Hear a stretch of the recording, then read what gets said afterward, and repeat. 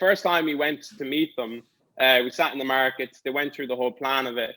Myself and my dad came back. We were flying back afterwards, and we were like, "How is it that price?" We were like, "How is it that?"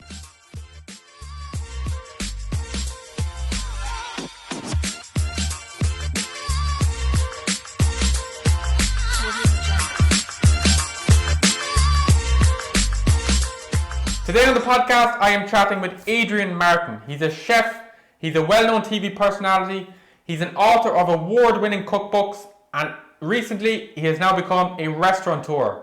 Adrian opened up his very own restaurant called Wildflower in a shipping container in Camden in London. If you haven't already done so, click the subscribe button to get brand new episodes directly to your feed every single week. Right, Adrian, it's great to have you on the podcast. Let me start by saying, where in the world are you now? I'm in Dublin at the moment. I've been renting this little apartment here for the last, I'd say, 6 months now at this stage. So I've been based here and kind of been running everything from here. So the restaurant kind of side of stuff, we've been doing a lot of it remotely. So I set myself up here a full test kitchen. So I've got my Vitamix, Thermomix. I've got my my water bath, vacuum pack machine. Everything was all put in here, and basically I sent did testing recipes of all the plates and everything from the restaurant here. And all I do is I literally test recipes, draw up a manual, and send it to the lads in London. And that's kind of the way we've managed it. We've managed everything over Zoom since July last year. So I only flew out a few times, but each time you fly out, you have to come back and you have to quarantine for 2 weeks. Yes. So the space here was good for that. So we utilized it nicely. I have a little notice board here. Can I show you it? Can I move it and show you it? Yeah, absolutely. Give us a look. Hold on, I'll flip this around. Here you go. So my little notice board here. I literally nice. This is all the dishes and all the menus and everything. So literally we draw out each dish on the tasting menu, and these will be all the little new ones for when we go back and reopen. We've all the ferments there. Wow. We've all the new dish ideas in the corner. Yeah, it's kind of how I've kind of ran it from here. So it's kind of like it's different when when you work in the kitchen. It's different. You kind of you work on the dishes internally, and you work in the kitchen internally. Yes. But I've had to kind of take a step back from that and run it as a business. So during COVID, the one main key thing for me was to try and just keep it afloat and keep it washing its face and ensure all the suppliers were paid, ensure that was making enough money. So I think that was it's a huge eye-opener for me. It's not something I've done before. I've never ran a restaurant before, so it was a complete learning experience for me. But to survive this long, after being locked down now 3 times, I'm very happy with it. And it's a little, I always say it's a little humdinger of a restaurant. Every time we go to reopen, it's good, So. You're sorry to put across the Adrian. You're on about Wildflower, of course. Sure. Look, let's get into it, because that's really what I'd love to get into is the Wildflower. So I suppose first of all, can you talk to me about how it came about? So I've always wanted to do something in the area of foraging, fermenting. I really enjoyed what the guys in Noma were doing. I looked into there's a good few restaurants actually in Galway that I had great interest in. I'd always kept an eye on Loam, and I always kept an eye on JP McMahon's what's he called it? Anir. Yeah. I always kind of enjoyed the fact that they just used what's kind of close by to them and utilize them kind of ingredients. So I wanted something that kind of replicated that. And I just find Wildflower to be something that I could kind of create around that. So what we did was we actually tested, I was meant to open this in Ireland. We tested a night in the Sleeve Russell Hotel. So I took over the restaurant in this Lever Russell Hotel for the night. I just wanted to see what kind of response I would get to this kind of style of food, and just see was there an appetite for it, and see. I don't get into things unless I test it and I make sure it's right and it fits right for what I'm doing. So and obviously my dad has been heavily involved with me as well. My dad's great experience in restaurants and running restaurants and stuff as well. So he's amazing advice. So we tested it there. We had just 80 seats. We had 80 covers for the night, and we were like, right, we'll do 80, and we'll see how we get on with that. And we'd over almost like 500-600 people requesting to book for that one night in Cavan, which was amazing. And the hotel could see something in that. Now, originally we had actually planned to open it there in the Steve Russell Hotel, but just with the whole thing of it being, there's no owner of the hotel as such, really. So it was very hard to. You had to sit down with a board of directors, and you had to. This is all in early 2019. It was January, February 2019. Yeah. And I just said, look, I'll have a look around elsewhere and see what else there is. So I went around to loads of different restaurants in Dublin. I looked at areas in Terranure. I looked in the city centre. I looked out in Dundrum. I looked everywhere. I looked at, I'd say, at least 10 different restaurants. Each one I go into, I'd always go in with my accountant, just to ensure that it's feasible, and that we're able to pay rent, we're able to pay rates, everything. And each one I went into ended up not being feasible for me to take over or to open a restaurant. Can you just to jump in there, Adrian? Can you just kind of I think my listeners would find this very interesting. What do you mean? Like what type of things were you looking at there? Was it like seat count, size of location? Yeah, size of location, seat count, rent was always a huge one. Like, because I don't own a premises, or I don't own anything, so to pay rent and to manage to pay your rent. So like we would always for Wildflower, we'd always put money away weekly, where that goes to the monthly rent basically, to ensure that's paid. There was rates, there's electricity charges, there's gas charges, there's hidden costs involved in everything, maintenance costs. I mean, we just got everything costed up from the aspect of somebody that's professional in that area. So Eamon Tully is my accountant. He's been my dad's accountant for years. My dad has run businesses himself. He's run a very successful hardware and supermarket for years. So he's great experience in that himself. Yeah. So we would always sit down, put together all the numbers, have a look at it because firstly, you're opening a business.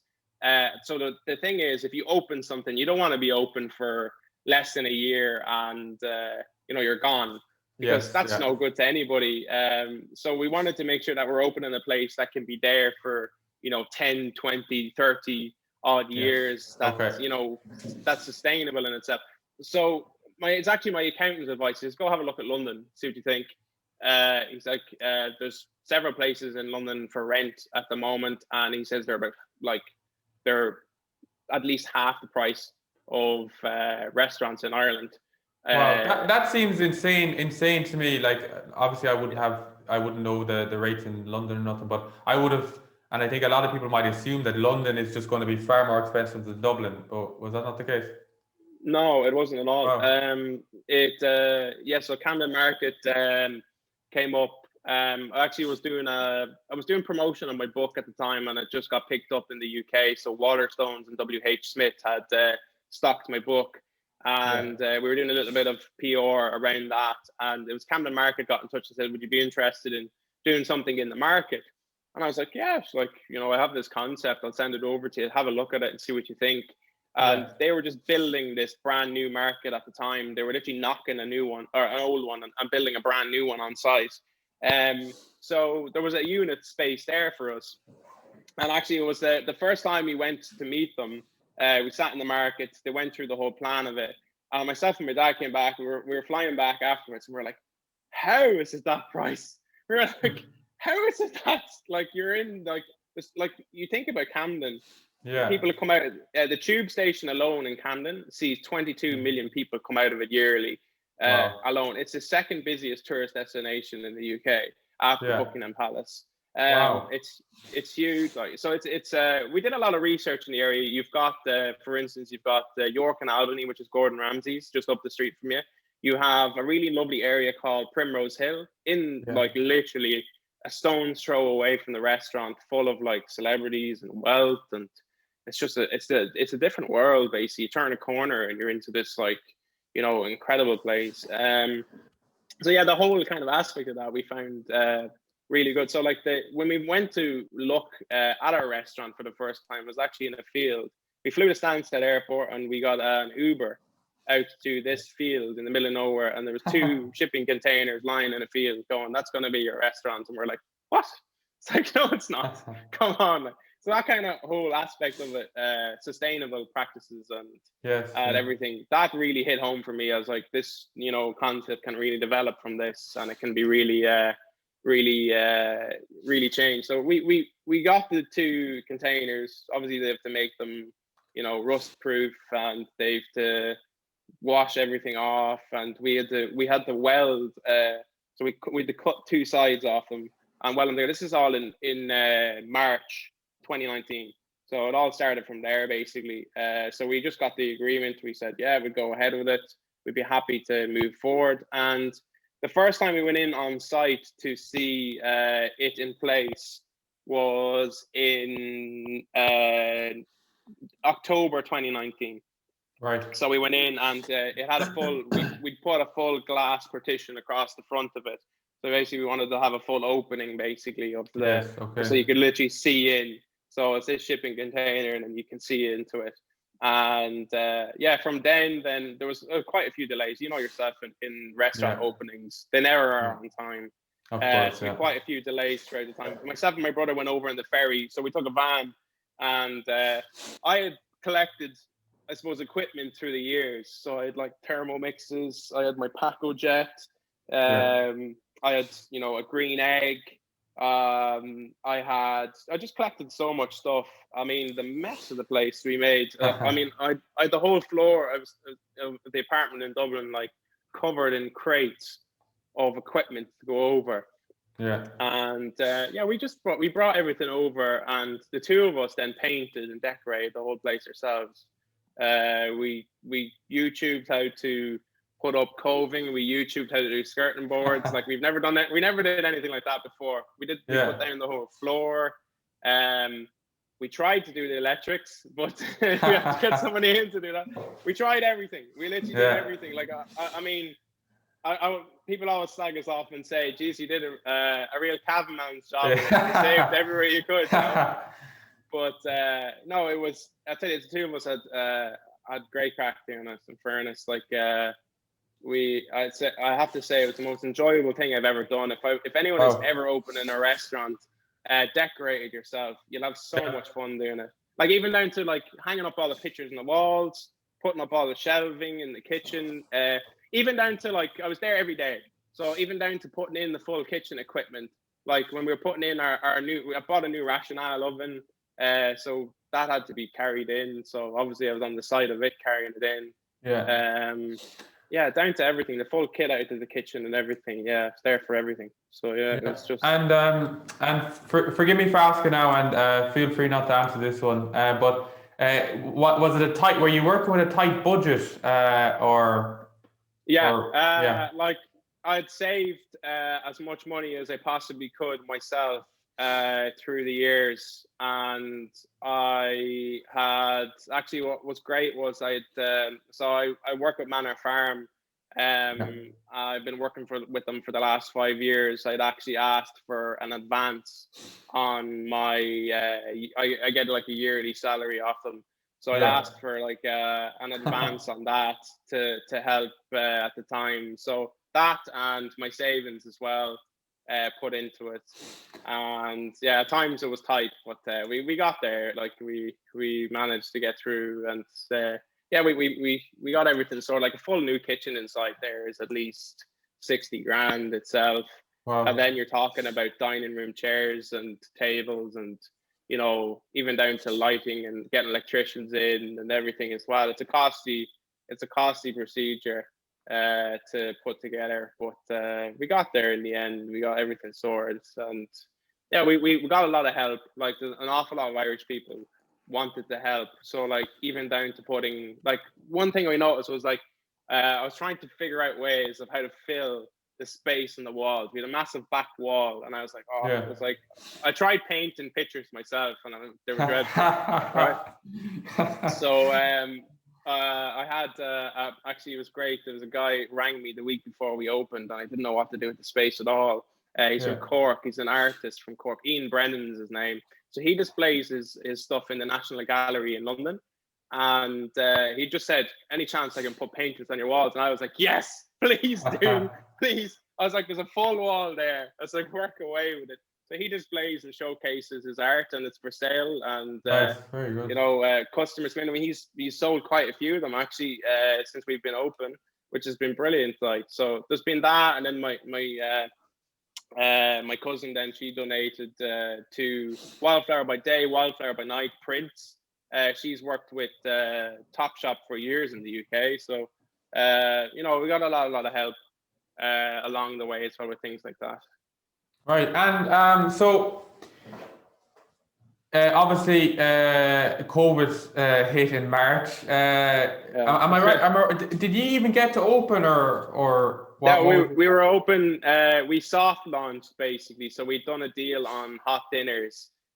Which is like just a promotional website, which was 50% off food for the opening of the restaurant. So we did our soft launch, and on the day we were meant to restart our week. So we were meant to officially open on the Wednesday, and we had booking. So when we did our launch and everything, we did it through a PR company called Sauce Communications. So they look after quite a few. They've done Gordon Ramsay's restaurants for years, and they've looked after that. So I wanted to really get a bit of hype around it and everything, because I thought it was quite a unique thing that somebody was opening, you know, the first fine dining restaurant in the UK in a shipping container. Yeah, for sure. So there's like a kind of focal point about that. So we bookings up until May, fully booked up, and we opened for the 7-day soft launch. And on the Tuesday, Paddy's Day, I got a phone call and it was like, we're not going to be, the market's not going to open this week. And there's actually a video we shot literally once. There's a video on the website of the restaurant, which is like, you know, all the whole excitement of it and everything that was shot. And 10 minutes after that, it was just a complete different person. It was like, you have to close, it's locked down, you know, it's so what he basically did was he got all the food. We had so much food, like we had so much food ordered and everything. So it was all in there. So we donated everything to the local homeless shelters and old folks homes. I got that all sorted. And on that Tuesday, I was on a flight straight back home. And it was closed for up until July. Talk to me about that, Adrian. I'm really interested in that, which is, so obviously you're, and correct me now if I'm wrong, but a lot of your TV work you did and a lot of even your books were more kind of, I suppose, kind of casual, I suppose, fast food type food. And now your restaurant is fine dining, right? Why did you go with that concept? Or like, did you ever think about other concepts, or why fine dining? I just really enjoy it, and for me, like, it's what I eat out, and it's what I cook at home myself. Like, I'll always test recipes myself, and I just kind of enjoy it. It's more of a creative space for me than it kind of it's my, I don't know what it is. It's that thing that, like, if I make a dish in fine dining, like, I feel like I've you're being creative with it, and you know, you kind of feel like you're achieving something. I mean, it just brings me back to working when I first started, which I really enjoyed doing. And you know, even in college when I entered competitions and stuff, it just kind of brings me back to that. So I just thought it was, you know, something I wanted to do as a restaurant. I never even thought about actually doing a restaurant that was more casual and anything. As my dad actually recommended me away from that. He was like, "Look at Jamie Oliver. He's closing all around the place. Get into that." So that's kind of why. So like the fine dining aspect of it, I think I wanted to figure out more about what Noma and what a lot of these places, even amateur now, are doing. So I wanted to explore that space, and Wildflower allows that. I suppose it's a tiny, tiny little kitchen, so like we can only have 3 chefs in there. Our dining room seats 12, so I mean it's very, very small, and all we want to use it as is a creative space. So that's why we change the menu every week. We get a box of ingredients from Bella Wild sent in, and it allows us to be creative with it. So I get him to send like food to me here in Dublin. So you can send it. It comes from is it Cornwall? Yeah, it's in Cornwall. He's in, and he deals with foragers. So we get the best like chanterelles. I mean, he supplies places like Lecume with Simon Rogan. He supplies Core by Claire Smith. He supplies all the top places. So I just thought it's such a great little concept, and to have him there. So if we're ever stuck for our fermented stuff, he will always have, like, for instance, like one of our dishes requires fermented set paste, which is extremely expensive for us to make. But he always has it in case we're stuck. Like, so if we run out, like he always has it. Or like fermented plums, like we always have that on our pork dish. If we ever run out, he always has it. Or like stems and shoots of wild garlic fermented. So like if we ever run out of anything, it's always a safety net to have him there. He'll always have some of his own fermented stuff that we can kind of utilize as well. It's really handy. Very good. And I might put you on the spot now a little bit, but fine dining restaurant. We had the Michelin guide came out, I think, last Monday in the UK and Ireland. I think you know where I'm going with this, but I know, look, you were just open, but is that next year? Like, is that an ambition for you? We had 4 visits. So we had wow. Yeah, we had them in on our second day when we opened first on our soft launch, and the second day we relaunched again. We had Faye Mechler from the Evening Standard in, we had Grace Dent, and we had Michelin all in one night. We had it was tough. Like I think it'd be great. It would really help promote the place and everything. And it would be really nice to have. It'd be lovely. But look, it's not the be all end all. We cook for ourselves to keep ourselves creative and keep ourselves happy. We don't just cook for somebody that's going to hand us out an award. And I think, for me, like, it's a joy to cook in the place, and it's a joy to create recipes for it. But like, I think having a Michelin star or even a Michelin plate is a pat on the back, basically. I don't think we were open. We don't think we were open, and we were open long enough.